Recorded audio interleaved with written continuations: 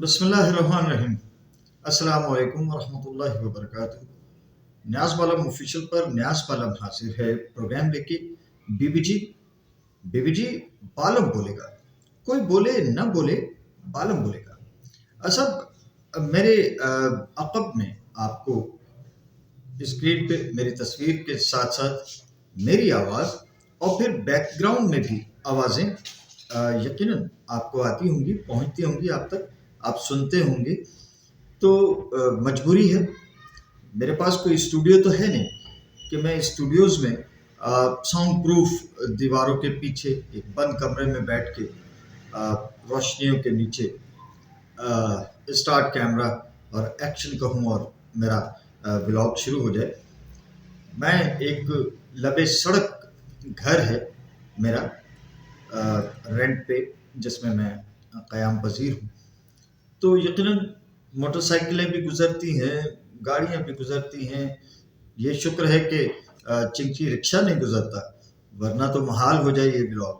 खैर, गुफ्तगू आपको इन गुजारिशात के साथ शुरू करता हूँ, और शुरू करता हूँ मैं आईसीसी चैंपियंस ट्रॉफ़ी के हवाले से अपना ये ब्लॉग, जो कि मेज़बान उसका पाकिस्तान है, मगर बकौल सुभानकर मिश्रा के कि इंडिया ने एक साजिश के तहत पहले पाकिस्तान से चैंपियंस ट्रॉफ़ी को बाहर निकाला और फिर उसी साजिश के अगले मरहले में पाकिस्तान चैंपियंस ट्रॉफ़ी से ही बाहर हो गया।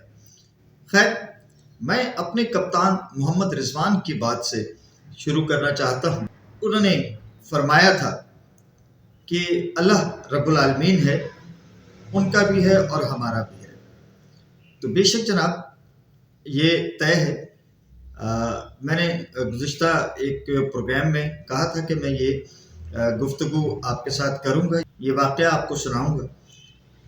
तो ये वाक़या कुछ यूँ है कि सुल्तान हिंद जलालुद्दीन मोहम्मद अकबर, वो उन्होंने हिंदुस्तान में एक हुक्म दिया कि तमाम लोग जो मेरी रियाया हैं, हिंदुस्तान के रहने वाले, वो इस्लाम कबूल कर लें, वरना गर्दन उड़ा दी जाएगी। तो इस हुक्म के बाद यकीनन जो हिंदू मज़हब से ताल्लुक़ रखने वाले, ज़ाहिर हिंदुस्तान उसमें कसीर तादाद में तो हिंदू थे।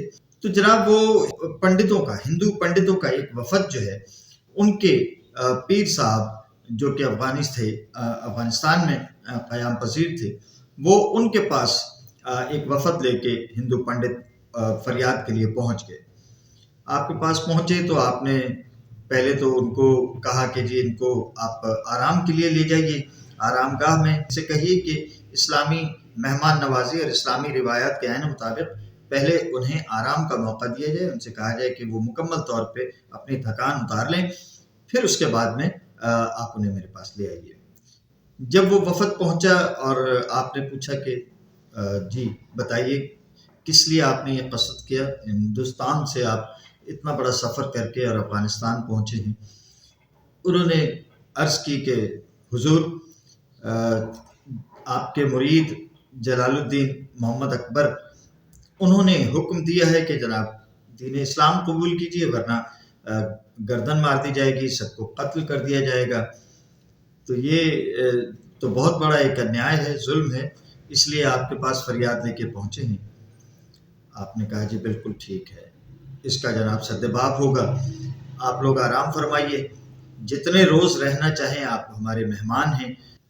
बंदा भेजा फौरी तौर पे और बादशाह सलामत को, सुल्तान हिंद जलालुद्दीन मोहम्मद अकबर को बुलवा लिया गया। जब बादशाह अकबर पहुँचे तो पीर साहब उन्होंने नमाज की हालत में थे, खासा इंतज़ार करवाया। जैसे ही सलाम फेरें फिर दोबारा खड़े हो जाएं, फिर जो है वो नई नियत करें और नई नमाज शुरू कर दें। नफली नमाज काफ़ी तवील हो गई। अकबर बादशाह हाथ बांधे खड़े हुए थे। वो सुल्तान हिंद थे, मगर पीर साहब के तो मुरीद थे, तो उनके हुजूर में वो दस्त बस्ता खड़े रहे। जब काफ़ी इंतज़ार करवा लिया, तब फिर पीर साहब ने उनकी तरफ गर्दन घुमाई और अरे अकबर, आप कब तशरीफ़ लाए? بادشاہ ہند نے کہا حضور کافی دیر سے آپ عبادت میں مصروف تھے، میں نے آپ کے عبادت میں خلل نہیں ڈالا، مخل نہیں ہوا، فرمائیے میرے لائق کیا خدمت ہے کہ مجھے یاد کیا؟ کہ لگے اکبر بات یہ ہے کہ آپ سلطان ہند ہیں، اتنا بڑا ہندوستان ہے، اس کے بادشاہ ہیں، تو سلطنت کے معاملات دیکھتے دیکھتے نہ جانے اب آپ کو اسلام کتنا یاد ہے کتنا نہیں یاد، آپ کا ایک چھوٹا سا امتحان لینے کی غرض سے آپ کو جو ہے طلب کیا ہے۔ اکبر بادشاہ نے کہا جی حضور حکم کیجیے۔ کہا زیادہ بڑا امتحان نہیں ہے، بس ایک چھوٹا سا امتحان ہے، آپ سورہ فاتحہ تو پڑھ کے سنائیے، پتہ نہیں آپ کو سورہ فاتحہ بھی یاد ہے کہ نہیں۔ تو اکبر بادشاہ کہنے لگے حضور کمال کرتے ہیں، بچے بچے کو یاد ہوتی، کہنے لگے نہیں آپ مجھے سورہ فاتحہ سنائیں۔ اکبر نے شروع کیا اعوذ باللہ من الشیطان الرجیم بسم اللہ الرحمن الرحیم الحمدللہ رب العالمین۔ نہیں اکبر دوبارہ سے کہیے۔ انہوں نے پھر کہا، پھر پڑھا، متعدد مرتبہ پڑھا، پھر گھٹنوں پہ آ گئے اور کہا کہ حضور کیا غلطی ہے مجھ میں، اس کی نشاندہی فرمائیے کہ آپ الحمدللہ رب العالمین سے آگے مجھے بڑھنے نہیں دیتے، اسی میں ان 3 لائنوں میں مجھ سے کیا غلطی ہوئی؟ کہنے لگے اکبر آپ بار بار کہہ رہے الحمدللہ رب العالمین، تو کہا حضور یہی ہے۔ کہا جب آپ کہتے ہیں مانتے ہیں اللہ رب العالمین ہے؟ کہا جی حضور، لیکن یہ کیا آپ نے ہندوستان میں ایک پیغام دیا ہے، ایک اعلان کیا ہے، منادی کرائی ہے کہ لوگ مسلمان ہو جائیں، ورنہ آپ اللہ رب العالمین ہے، کل عالمین کا رب ہے، اللہ رب المسلمین نہیں ہے کہ آپ نے وہاں اسلام کے لیے جو ہے وہ تلوار اٹھا لی ہے۔ اسلام تلوار سے نہیں پھیلا، محبت سے، امن سے، پیار سے، اپنے تقوی سے اور اسوہ حسنہ پہ عمل کرنے سے اسلام پھیلا ہے۔ تو بے شک ہمارے کپتان محمد رضوان، کپتان پاکستان محمد رضوان، محمد عامر نے ان کے لیے بھی کہا ہے کہ جی وہ فراری سے شروع ہوئے تھے اور رکشہ پہ آ گئے ہیں، کیونکہ ان سے T20 کی ان سے کپتانی لے لی گئی ہے اور انہیں صرف ون ڈے ٹیم کا کپتان رکھا ہے۔ ون ڈے ٹیم کا کپتان بھی رکھا ہے تو ان کو اس پہ بھی ناز کرنا چاہیے۔ تو خیر محمد رضوان نے یہ کہا تھا پچھلے دنوں اسی ICC چیمپئنز ٹرافی کے دوران کہ جناب اللہ رب العالمین ہے، وہ ان کا بھی رب ہے اور ہمارا بھی ہے۔ تو جناب بے شک اللہ رب العالمین ہے، وہ ہندوستان کا بھی رب ہے، وہ افغانستان کا بھی رب ہے، وہ آسٹریلیا کا بھی رب ہے، نیوزی لینڈ کا بھی رب ہے، ساؤتھ افریقہ کا بھی رب ہے، each and every part of the world, وہ سب پر زمین آسمان وہ تمام عالمین کا رب ہے۔ سو ہم چاہیں نہ چاہیں بھارت کی ٹیم ICC چیمپئنز ٹرافی 2025 جس کا میزبان پاکستان ہے آفیشلی، اس کے فائنل میں 5ویں مرتبہ ICC چیمپئنز ٹرافی کے فائنل میں انڈیا کی ٹیم پہنچ گئی ہے۔ جو آخری چیمپئنز ٹرافی ہوئی تھی 2017، اس کے فائنل میں بھی انڈیا تھی مگر اس کے مد مقابل پاکستان تھی اور پاکستان کی ٹیم فتح سے سرفراز ہوئی تھی، جناب سرفراز کپتان تھے اور پاکستان کی ٹیم نے وہ جیتا تھا۔ آج اس چیمپئنز ٹرافی کا دوسرا سیمی فائنل لاہور کے قذافی اسٹیڈیم میں نیوزی لینڈ اور ساؤتھ افریقہ، یہ دونوں ٹیمیں پاکستان نے بلوا رکھی تھی اس چیمپئنز ٹرافی سے پہلے ہی، اور دیکھیے کہ ان کا آنا ان کے لیے سود مند ثابت ہوا اور یہی دونوں ٹیمیں آج سیمی فائنل میں ٹکرا رہی ہیں۔ گزشتہ روز جو سیمی فائنل دبئی میں ہوا، کیونکہ بھارت نے ڈیری ڈالی ہوئی، گوتم گمبھیر لاکھ انکار کریں اس بات سے اور وہ میڈیا کو جھٹلائیں، مگر یہ یقیناً اس کو انڈیا کو دبئی کی کنڈیشنز کا فائدہ ہوا۔ وہ ایک ہی جگہ مقیم رہے، ایک ہی گراؤنڈ پہ کھیلتے رہے۔ بے شک وہ کہیں کہ ہم نے چیمپئنز ٹرافی کے لیے جو تیاریاں کی یا نیٹ کیا وہ تو ہم نے ICC اکیڈمی میں کیا۔ آپ دبئی میں رہے، دبئی کے موسم سے، دبئی کے حالات سے آپ کی ٹیم جو ہے وہ اس سے مطابقت کے لیے پہلے سے وہاں موجود ہے اور اس نے کہیں اور سفر نہیں کیا، جبکہ باقی ٹیمیں سفر کرتی رہی ہیں، آتی جاتی رہی ہیں، دبئی آنا جانا لگا رہے گا، دکھ آئے گا سکھ جائے گا اور سکھ جائے گا دکھ آئے گا، تو یہ آنا جانا لگا رہے گا۔ بھارتی ٹیم ایک ہی جگہ چونکہ مقیم تھی، اس نے سارے میچز وہیں کھیلے، تو اس کو گوتم گمبھیر مانے نہ مانے، بھارت کی عوام مانے نہ مانے، بھارت کا میڈیا مانے نہ مانے، انفیئر ایڈوانٹیج انڈیا کو گیا، اور یہ جسٹ بیکاز آف آئی سی سی کہ جو بقول بھارتی میڈیا کے کہ جناب 85% جو ادائیگی ہوتی ہے آئی سی سی کو وہ بھارت دیتا ہے، بھارت کرتا ہے، تو بھارت چونکہ 85% کماؤ کود کو تو سبھی اپنے جو ہے وہ کاندھوں پہ اٹھاتے ہیں، سر ماتھے پہ بٹھاتے ہیں، سر آنکھوں پہ بٹھاتے ہیں، تو کماؤ کود ہے بھارت۔ اور پھر جائے کہ آئی سی سی کے چیئرمین بھی بھارتی جے شاہ، اور مجھے تو ایسا لگتا ہے کہ پورا جو ہم پہلے یہ سمجھتے تھے کہ صرف لالچی جو ہیں وہ ہندوستان پاکستان کے لوگ ہی ہیں، لیکن چونکہ آئی پی ایل انڈیا میں ہوتا ہے اور وہاں کروڑوں کی بولیاں لگتی ہیں، تو پیسہ کسے برا لگتا ہے؟ گورا ہے تو وہ بھی پیسے کے پیچھے نا، پیسے کو عزت ہی ہندوؤں نے دی ہے، لکشمی کی پوجا کرنے والے ہم پاکستانیوں کی طرح سے تھوڑی کہ میں زندگی بھر کہتا رہا کہ اٹھاؤ پیسہ، پیسہ میرے جوتے کی نوک پہ، میں پیسے کے لیے نہیں جھکتا، پیسے کے لیے نہیں بکتا، میرے کچھ آدرش ہیں، میرے اصول ہیں، صحافت کے اصول ہیں، میں صحافت کی بنیادی اقدار کا پابند ہوں، یہ اٹھائیے پیسہ یہاں سے۔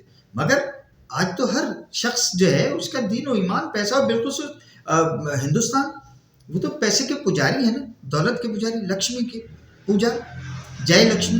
تو یہ چیزیں جو ہیں، خیر کل کے میچ پہ تھوڑی سی بات کر لیتے ہیں ہم، کہ کل آسٹریلیا نے بیٹنگ کی اور آسٹریلیا نے ٹاس جیتا اور پہلے بیٹنگ کرنے کا فیصلہ کیا۔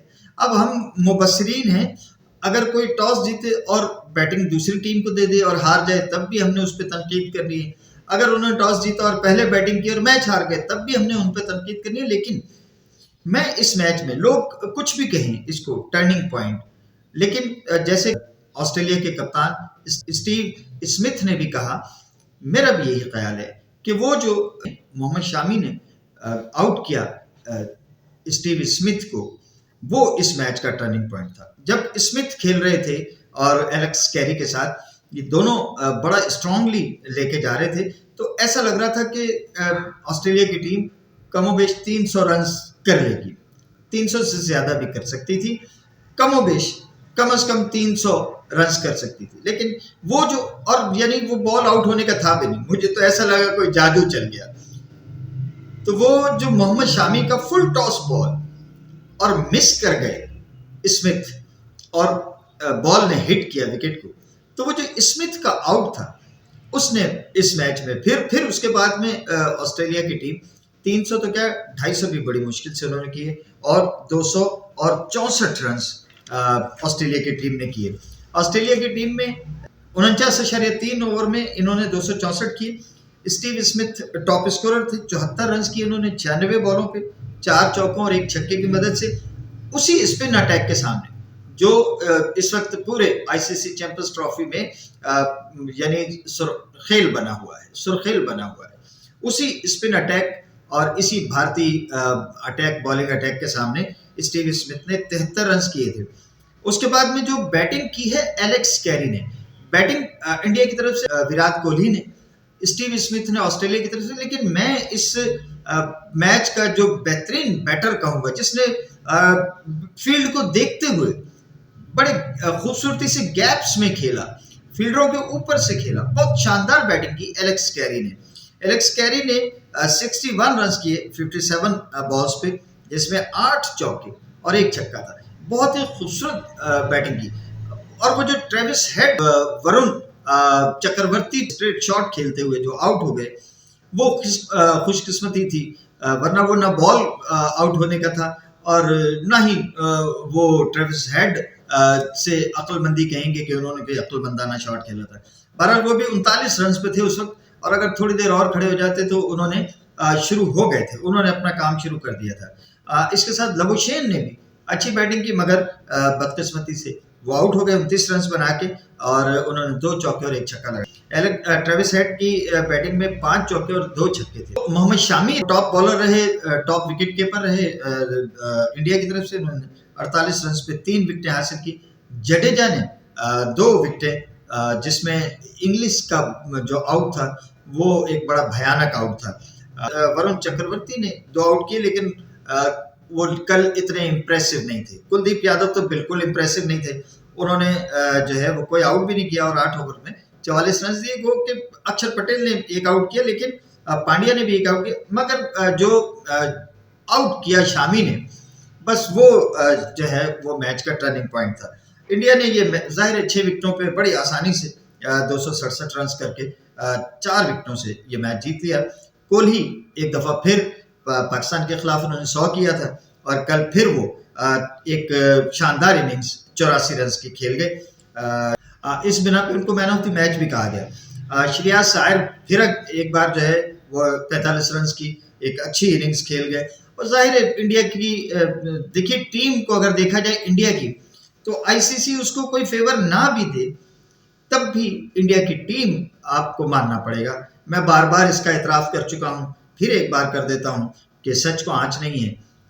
ٹیم انڈیا کی، ان کے بیٹسمین، ان کے آل راؤنڈرز، بیٹنگ آل راؤنڈرز، بالنگ آل راؤنڈرز، اور ان کی پوری ٹیم، ان کے اسپنرز، ان کے میڈیم پیسرز، یعنی پورا ایک سیٹ جس کو کہیں کہ انہوں نے اس پہ جی جان سے محنت کی ہے اور توجہ سے اپنی ٹیم اس ایونٹ کے لیے بنا رکھی تھی۔ اور مطلب اس وقت تقریباً تمام اعزازات ہی انڈیا کے پاس ہیں۔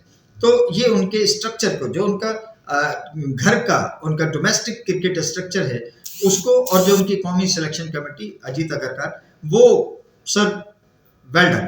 اے کاش ہم کو بھی کوئی ایک اجیت اگرکار مل جائے۔ بالم بولے گا، کوئی بولے نہ بولے، بالم بولے گا۔ اللہ حافظ۔ پاکستان زندہ باد۔